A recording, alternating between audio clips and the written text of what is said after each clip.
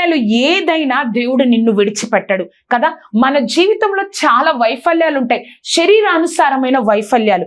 ఆ యొక్క మోషే నత్తివాడు, కానీ ఒక్కసారి ఆలోచించండి, ఆ నత్తివాడైన మోషే 6 లక్షల మంది కంటే కాల్బల్మును మోషే ఆ యొక్క లక్షల మంది కంటే ఎక్కువ మంది ఉన్నారు ఇశ్రాయేల్ ప్రజలు, వారందరినీ ఎలాగా నడిపించగలడు అని దేవుడు మోషేని ఎన్నుకున్నాడండి. మోషే అంటాడు, ప్రభా నేను నాలుక మాంద్యం కలవాలనయ్యా, నాకు మాట్లాడడం సరిగ్గా రాదు ప్రభా, ఎవరిని పంపాలో వారిని ప్రభా. 3వ అధ్యాయము 4వ అధ్యాయము నిర్గమాకాండంలో బతిమలాడుకుంటాడు, నేను వెళ్తే ఎవరు నమ్మరు ప్రభా, నీ దేవుడు ఎవరని అడుగుతారు ప్రభా, నువ్వు ఎవరిని పంపాలో వారిని పంపు ప్రభా అని అడుగుతూనే ఉంటాడు. కానీ ఆ రోజుల్లో మైకులు ఏమీ లేవు, కానీ దేవుడు ఏం చేశారు, మోషేను దేవుడు పంపించాడు. వారి ఎదుట ఎలాగా ఒక నాయకుడిగా పంపించాడు. ఆయనకు ఒక నాలుక మాధ్యం నత్తి ఉన్నది, కానీ దేవుడు మాత్రం విడిచిపెట్టకుండా మోషేను ఏం చేశారు, ఒక నాయకుడిగా వండుకొని, నువ్వు ఏదైతే నువ్వు చెప్పాలనుకుంటున్నావో మోషే, నువ్వు ముందుగా నీ యొక్క అన్నయ్యన అహరోనికి చెప్పు, ఆయనకు నువ్వు దేవుడిగా ఉంటావు, అతడు ఏమి చెప్పాలో వారందరికీ చెప్తాడు. మోషే భయపడ్డాడు, కానీ తరువాత దేవుడు చిత్తాన్ని నెరవేర్చడం కోసం కొన్నిసార్లు ఆయన్ని ఎగతాళి చేశారు. ఫరో రాజు ఎంతగానో ఎగతాళి చేశాడు, కానీ దేవుడు నిలబెడుతూనే ఉన్నాడు, మోషేని నిలబెడుతూనే ఉన్నాడు. ఇశ్రాయేలు ప్రజలను ఆ యొక్క ఐగుప్తు దేశం నుండి బయటకు తీసుకొచ్చే వరకు దేవుడు మోషేను నిలబెడుతూనే ఉన్నాడు నాయకుడిగా కదా.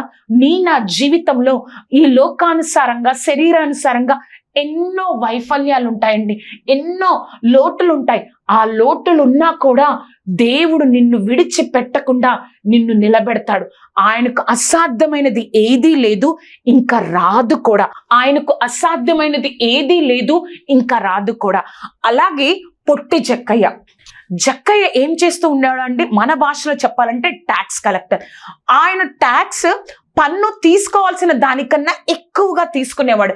అక్కడ వాళ్ళందరిలో ఆ యొక్క పొట్టి జక్కయ్య ఏ విధంగా ఉన్నాడు, ఆయన మా యొక్క ధనాన్ని, మా యొక్క సొమ్ముని అంత అనవసరంగా ఇతనికి కట్టేస్తున్నాం, మా యొక్క ధనాన్ని అనవసరంగా ఎక్కువ మా దగ్గర నుంచి తీసేసుకుంటున్నాడు అని వారు ఆయన మీద ఎంతగానో కోపంగా ఉన్నారు.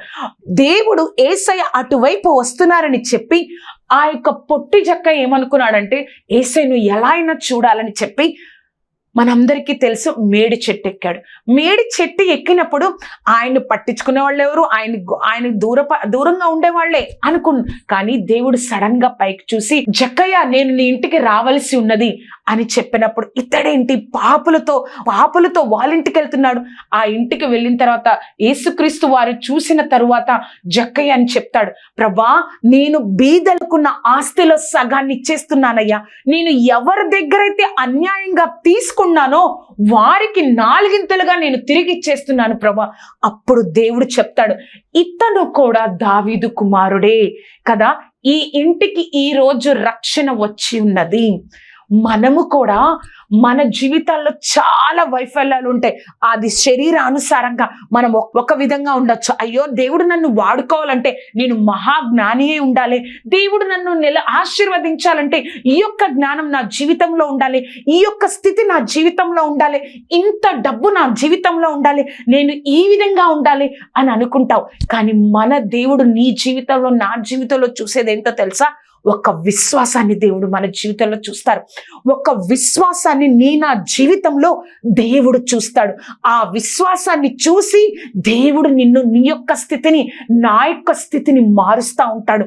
నువ్వు అనుకుంటా ఉండొచ్చు, అయ్యో ఇంకా నా స్థితి, ఇంకా ఈ లోటు ఉంది, ఈ లోటు నా జీవితంలో ఇంకెప్పుడు తీర్చబడదు, ఈ యొక్క సమస్య ఉంది, ఈ యొక్క వైఫల్యం ఉంది నా జీవితంలో, ఈ యొక్క వైకల్యం ఉంది నా జీవితంలో, ఈ సమస్య నా జీవితంలో ఇంకెప్పుడు తీర్చబడదు, నాకు ఒక మంచి బ్యాక్గ్రౌండ్ లేదు, నేను నిలబడతానా, నేను ఆశీర్వదింపబడతానా, నేను సాధిస్తానా, నేను చనిపోయే వరకు ఈ స్థితిలోనే ఉంటానేమో. కానీ మన స్థితిని మార్చగలిగిన, మన చరిత్రను మార్చగలిగిన కలిగిన ఆ గొప్ప దేవాది దేవుడిని నువ్వు నేను కలిగి ఉన్నాం.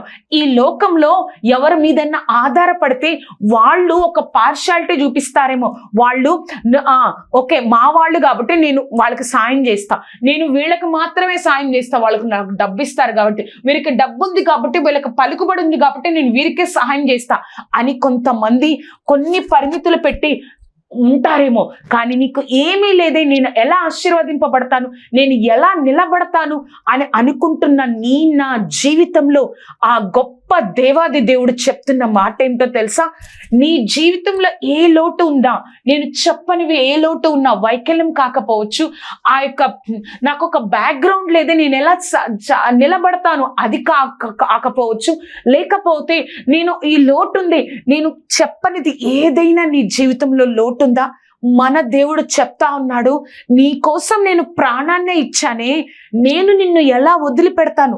నువ్వు ఎంతగా నిరుత్సాహపడినా కూడా సన్నిధికి రాకుండా మానట్లేదు.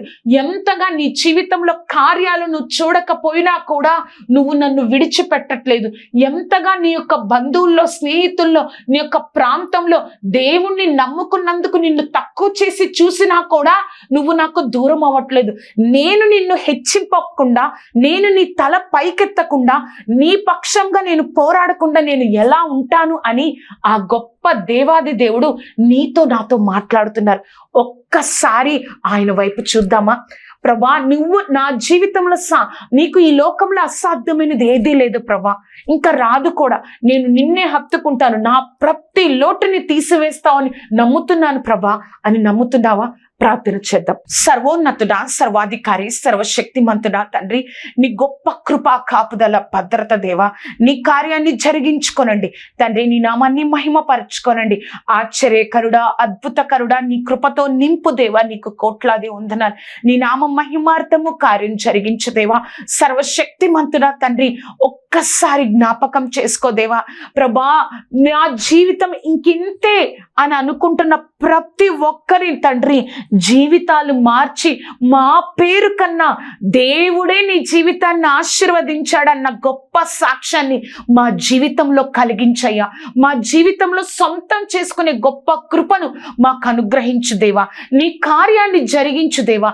సర్వశక్తిమంతుడా, నీ గొప్ప కృపా కాపుదల దయచేదేవా.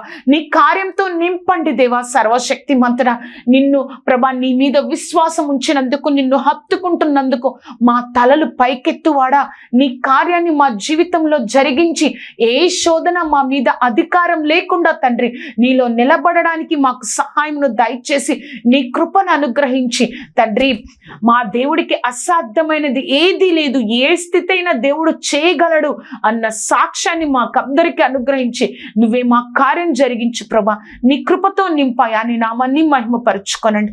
నీ నామాన్ని ఘనపరుచుకున్నందుకు వందనాలు. నీ కృపలో నిలబెట్టినందుకు వందనాలు. నజరేయుడైన యేసుక్రీస్తు నామమున అడిగి వేడుకొంచున్నాము. ఆమేన్, ఆమేన్, ఆమేన్. విన్నారు కదా అండి, దేవుడు తప్పకుండా ఆశీర్వదిస్తాడు. ఈ కార్యక్రమం మీకు ఆశీర్వాదకరంగా ఉన్నట్లయితే మీ యొక్క స్నేహితులకు, బంధువులకు ఈ కార్యక్రమాన్ని పరిచయం చేయండి. అంతేకాదు, నా గురించి, ఈ కార్యక్రమం గురించి ప్రార్థన చేయండి. దేవుడికి అసాధ్యమైనది ఏదీ లేదు, ఇంకా రాదు కూడా. దేవుడు మిమ్మల్ని దీవించును గాక. ఆమేన్, ఆమేన్, ఆమేన్.